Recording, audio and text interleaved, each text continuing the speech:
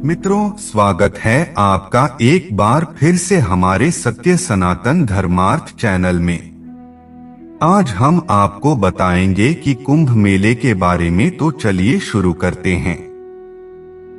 दोस्तों, आप लोगों ने कुंभ मेला का नाम तो जरूर सुना होगा। क्या आपको पता है इस मेले के बारे में कि ये कुंभ मेला क्यों लगता है और कौन कौन से जगह पर लगता है? अगर आपको नहीं मालूम है तो चलिए आज हम बात करेंगे कुंभ मेले से जुड़ी जानकारी एवं पौराणिक कथाओं के बारे में।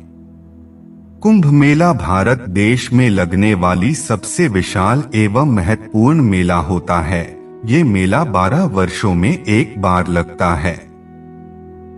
मित्रों, अब आपके विचार में ये आ रहा होगा कि कुंभ मेला कहाँ लगता है। चलिए हम आपको बताते हैं। यह मेला भारत के 4 तीर्थ स्थल जगहों पर लगता है।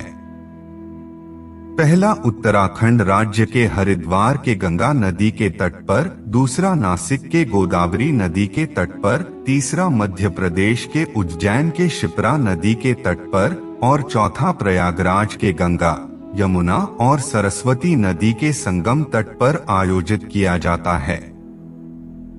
इस स्थान को प्रयागराज संगम के नाम से जाना जाता है। यह मेला 12 वर्षों में चारों तीर्थ स्थलों में 4 बार आयोजित एवं मनाया जाता है। यह विश्व का सबसे बड़ा मेला कहा जाता है। इस मेले में लाखों एवं करोड़ों की संख्या में दूर दूर से श्रद्धालुगण एवं नागा साधु आते हैं और नदी में डुबकी लगाकर अपने कई जन्मों के पापों का प्रायश्चित करते हैं और मोक्ष की मार्ग की ओर बढ़ते। हिंदू धार्मिक अनुष्ठानों के अनुसार मान्यता है कि कुंभ मेले के दौरान गंगा नदी में स्नान करने से 88 पीढ़ियों के पाप मुक्त हो जाते हैं। सनातन धर्म ग्रंथ विष्णु पुराण के उल्लेख से मिलता है कुंभ मेले से जुड़ी कथाएं।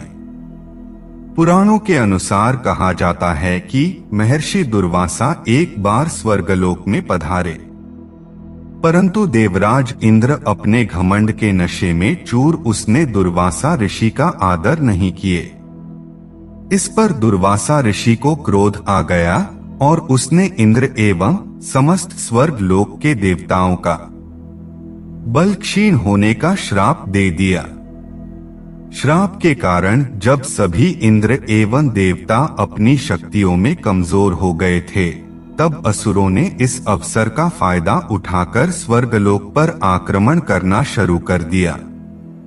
फिर देवताओं और असुरों के युद्ध में बार बार देवताओं को असुरों से परास्त होना पड़ा। इस मुश्किल में सभी देवता और इंद्र सोच में पड़ गए और उन्होंने ब्रह्मा जी के पास जाके सारा वृतांत सुनाया। तब ब्रह्मा जी सभी देवताओं को लेकर भगवान श्री हरि विष्णु के पास गए और इसका समाधान पूछा। तब भगवान विष्णु ने देवताओं को असुरों के साथ मिलकर क्षीर सागर में अमृत निकालने के लिए समुद्र मंथन करने को कहा, जिस पर सभी देवताओं एवं असुर मान गए। उसके बाद जब समुद्र मंथन के बाद अमृत निकला, तब देवताओं के इशारे पर इंद्र का पुत्र जयंत अमृत का कलश लेकर भागने लगा। तब इस पर असुरों को लगा कि हमारे साथ धोखा हुआ है और असुरों के गुरु शुक्राचार्य के कहने पर सभी असुर जयंत को पकड़कर अमृत का कलश छीनने का प्रयास करने में लग गए।